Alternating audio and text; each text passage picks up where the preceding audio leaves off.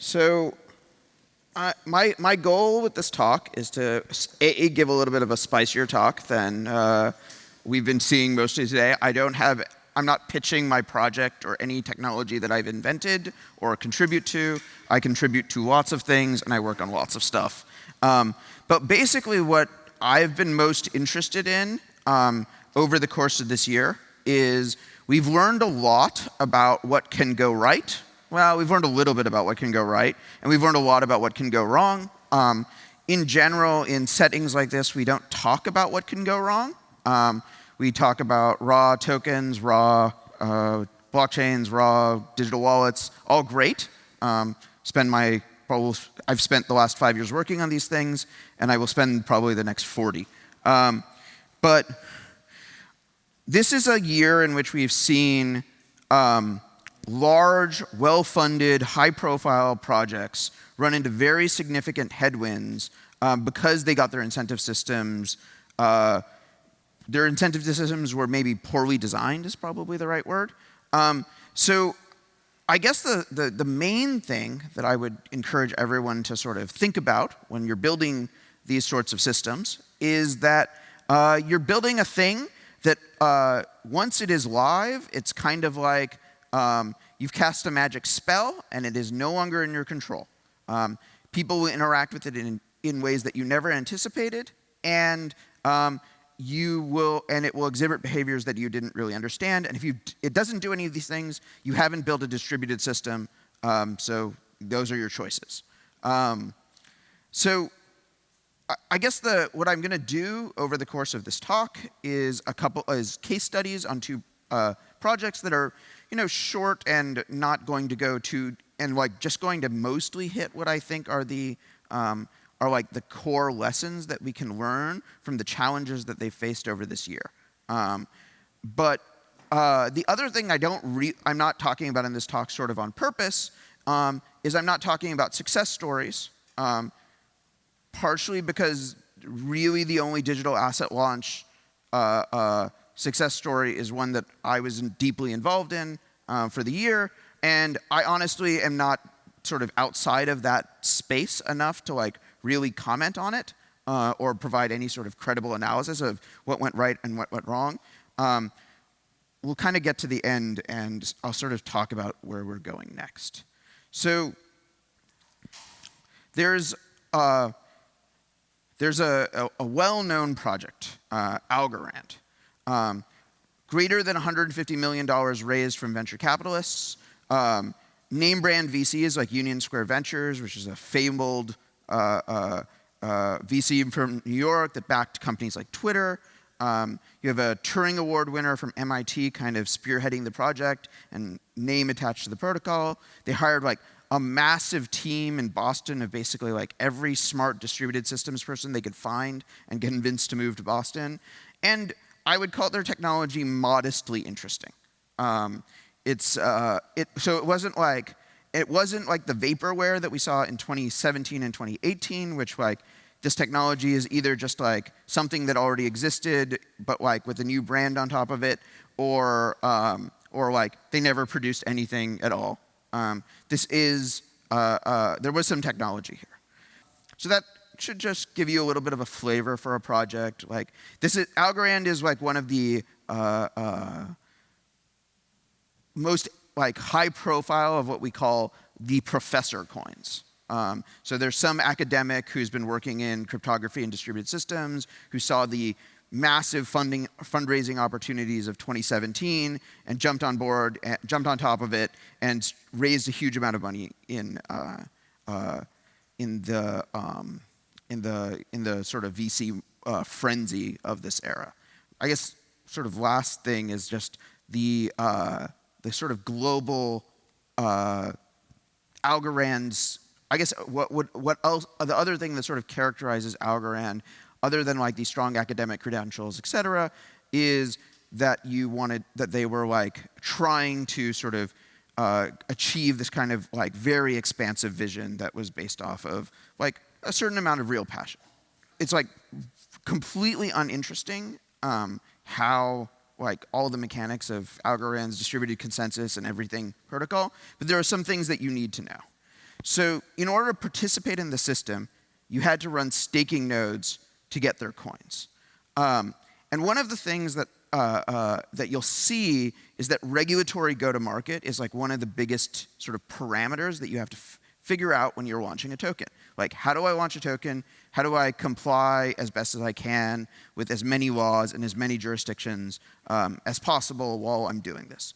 So one of the, I would say the core reasons that they wanted to do this thing, where not only when you invested money, you didn't just get your tokens, you had to run a node, is it was a reasonable approach to making your token look less like a security under US law. And so they invested an enormous amount in business development. They kind of went to everybody who was, because they had large numbers of investors, those investors needed to be able to run nodes. They went to everybody who would say, and like investors don't know how to run software in general, especially like blockchain software. I do it as like one of my businesses and it's a pain in the ass. So when you were saying, so they like went out, found all these people, got people to run nodes, and then their next sort of game theory, like their next sort of idea was, okay, so like we're going to have these, we're going to launch this network, we're going to whitelist the public keys of all of these nodes for each of these investors, then they're going to run the nodes, they're going to get the coins. So how do we like establish some sort of pricing for these coins so that like people will get excited about owning them and people will be interested in it? So they basically came up with this idea of gaming like some of the stupid metrics that we use inside of cryptocurrencies, which is like, are you in the top 20 or the top 50? Like, what are the most valuable coins? The speculative market does seem to care about this. It probably doesn't really matter, except for people's egos. So they wanted to use this Dutch auction with a buyback, and that Dutch auction with a buyback at some price target was a way of sort of trying to guarantee that they would launch with like on all these different digital asset tracking websites at like a very large number, and that would be their entry into the world, and the speculative world would be like, where did this come from? What is it? And these tokens would be received by all the stakers who are running the nodes, and then they would be able to sell them to these people, and this is their plan. So I guess my core point would be this didn't really work. The token price is down. It's worth less than the amount of money that they raised. They had this plan for doing continuous auctions to continue to raise money into the foundation, but every time they do one, the price goes lower. So it's a problem. So I guess this is a good example of how incentives can go wrong. They had this really great idea, which is, we're going to create a token that isn't a security, because in order to actually get the token, you have to do some work. You have to run these nodes. And we are going to try and get a price mechanism so that we can sort of have a good marketing outcome from launching the token. These two things, when you put them together and you think of them in sort of an adversarial sense, where people are just trying to take as much money from you as possible, which is how we think about the world in cryptocurrencies, and like how they seem to work in the world, it's actually just a mechanism by which companies that got started to do staking as a service, as a business, could just drain the treasury of the Algorand Foundation into their own pockets. And that is kind of a great, like, look, you've had one thing, which on one side looks like a good idea, and another thing about your launch that looks like a good idea, but if you don't model all of the pieces together, well, you don't get a good outcome. And so this is also sort of reflective of a number of strategies that, like, a number of companies that sort of raised a lot of money in the 2017 run-up pursued this strategy that was like, we're not going to do any sort of community building until we launch. And we want our technology to be unique. We don't want anyone to like fork our code and launch before us. We're going to keep everything closed source. We're going to keep everything really tight to our chests. And that's like how we're going to like run, like we're going to go through the world. It's going to be this big bang open sourcing of it. none of this has worked. Basically, people look at, like, if you haven't started building a community of external contributors and people who are excited about your code, who are trying to figure out what to, outside of your company, consortium, organization, like, you launch and no one cares, is basically where you end up. And so, like, great example, and we'll come back. I don't want to rag on them too much more. And this is perhaps even more relevant to this audience. Hashgraph. Sort of similar story, raised a huge amount of money. Name brand VCs, large corporate investors like IBM, did not build like the enormous team that Algorand did, but they like built a decently sized team. And also their technology is modestly interesting. It's not, in my opinion, game-changing in any way, shape, or form, but there's something there. It's like worth talking about, it's of academic or intellectual interest. So Hashgraph's go-to-market was launch as a permissioned network with the promise of eventually moving to permissionless proof of stake. Have most of the tokens distributed over in like large batches over the next 5 years. And because you're launching permissioned, you actually have to do like a know your customer onboarding to actually use the chain at all. So this was kind of where they decided to start out with, like, and you can question all of these decisions, but like the core issue for Hashgraph is that corporations have really weak incentives to hold tokens. And this is an incredibly hard challenge to overcome. Like, one of the biggest sort of stories of like working on tokens and working on their economics and doing all this mechanism design is we tend to model microeconomies. Here is this rational actor. This rational actor has XYZ incentives. Their value maximization function is X, and we will try and figure out how to make that appealing so that like a reasonable number of people who have different goals and preferences are going to use and hold tokens in our network. I think the biggest lesson of Hashgraph's launch is that there are actually, it's actually really hard to fight the macro incentives that sit around your micro incentives, which is like when you work at a big company, and I gather that many of you do, your incentives are like, you want to get promoted in a year or two. Like, that's your goal. Like, you're not holding these tokens yourself. They're sitting on the corporate balance sheet. As a practical matter, like whether or not the price of the token goes up or down, whether or not this thing is useful, like when you, as a director in a company, get involved in one of these networks, what you're going to be judged on is mostly like, appreciation and some business value of these networks that may take years or decades to fully evolve. And so those are like overwhelmingly the dominant incentives when you do sort of enterprise go-to-market in a blockchain network. And if you aren't designing around those incentives,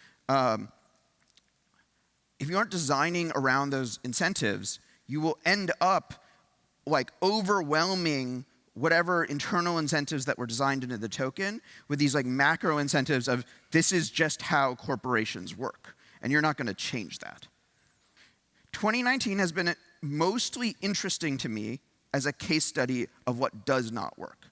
I would not have assumed, like, when we went into 2019, that these things were not going to work. I kind of thought they were. It certainly worked in the private fundraising market. They certainly have raised more money than any of the projects that I've been part of have raised. And like, I was expecting them to like do okay. Like, it's actually quite shocking to me that like, and so these are unexpected outcomes in my mind, and it's worth like spending more time when you're planning and like building and designing tokens and like thinking about going down these roads, like really looking at like what were people expecting to happen with these projects and what actually happened, and how do we not repeat the same thing over and over again. The other thing that I think is interesting as we sort of close out the year is I guess what we'll learn is, I guess what we're going to learn as we like sort of close out the year and like start into next year is, so I ran a very community-focused go-to-market and launch for Cosmos in 2018. It was, all of our code was always open source.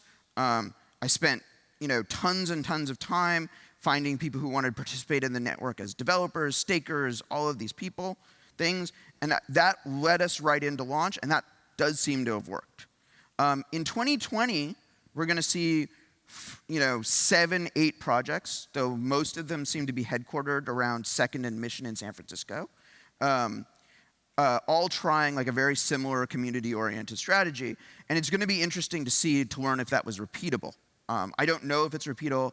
I think it's the right strategy. I don't know whether or not. The next thing I'll say is enterprise users are incredibly difficult to align with networks.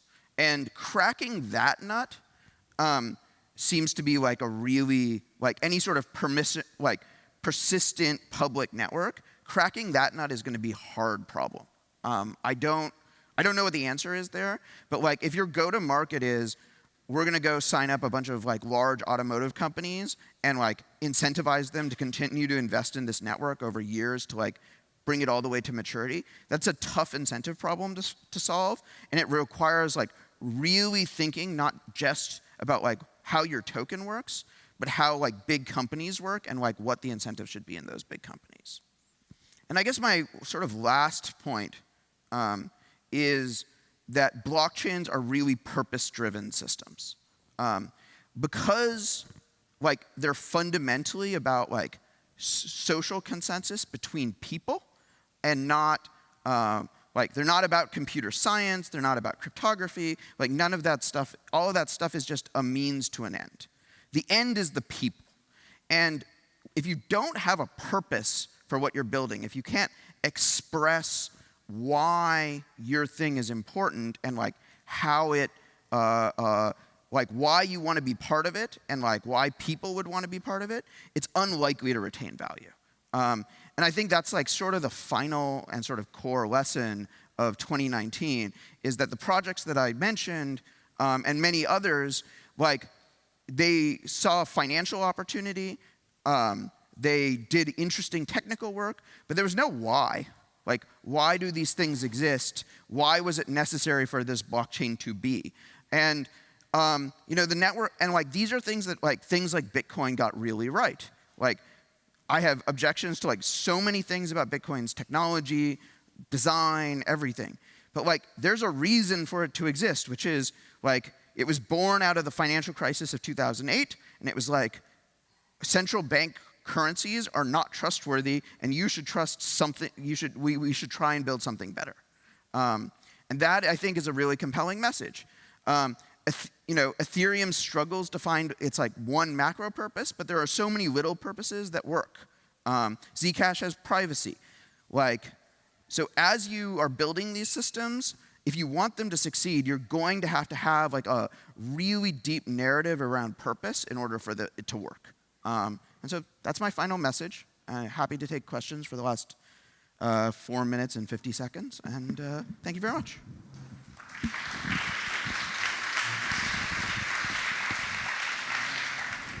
What were some of the tactics to drive community? I mean, I'm trying to figure out a way to communicate this, and as I said, like my biggest problem with it is I'm too like inside of the thing to like know why it worked. But the thing that I have the pleasure of doing right now is advising a lot of different projects that are trying to like duplicate what worked for me. So they tell me their problems, I tell them like this is what I would do.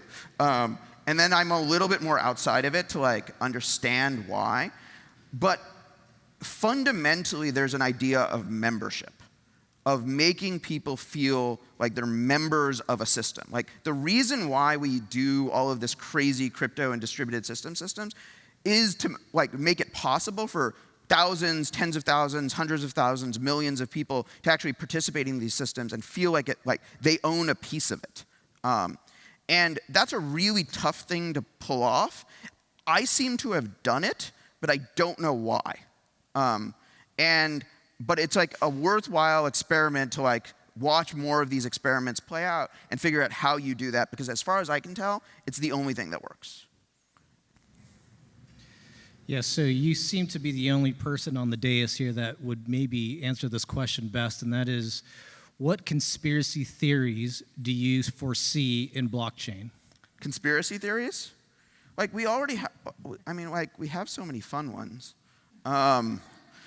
Like, is Craig Wright Satoshi? Like, I expect there, like, these things work like religions, so there will be heresies. Like, I don't know what the heresies about me will be. Like, that sounds great. Like, it's gonna be cool. I'm sure there are already like people plotting against me, so it's great. I don't know. That's a hard question, but like, yeah, that's a thing. I also know a lot of true conspiracies about blockchains that I'm not gonna say here. Wait. I have 2 minutes. I'll tell you the best story. Okay. Just so you guys like understand how crazy all of this is. Okay. So there's a cryptocurrency. It's called Litecoin. Litecoin is this thing. It's a copy of Bitcoin, but it supposedly had memory hard proof of work. It had a different mining algorithm. What people don't realize is that mining algorithm was created by a guy who was the first person to have to make specialized chips for mining Bitcoin, and he conned the creators of Litecoin with this mining algorithm because it's supposedly memory hard, but you can actually build specialized chips for it. So supposedly you can't, but you can, and they'd already built them. And so when Litecoin launched, the mining was overwhelmingly dominated by like a very small group of people, and like it's this con where the people who started it, like no longer exist on the internet under any of those identities, like are just gone. And B, like the token retains its value. It's like finally starting to go down, but it's been like what, 4 years, 5 years, something like that. Like it's amazing how like some of these things, like you get them right, and like the knowledge about like kind of like why these things, but like the belief systems about it and like why people are excited about it and like the community around it can sometimes persist even if the origin of it was very flawed. Can I ask your opinion about the Tangle technology and how that'll play out in fog computing network and how that could work with V2I? I find the work of like Avalanche and Snowball to be more based in distributed systems theory than Tangles. So, like, it's a very similar approach, but like, there's like definitely similar things that are like much more grounded in like well understood distributed systems science, which is like where I come from as an approach. That's a very politically correct answer. I'm not going to say the less politically correct answer on stage. Cool. Thanks.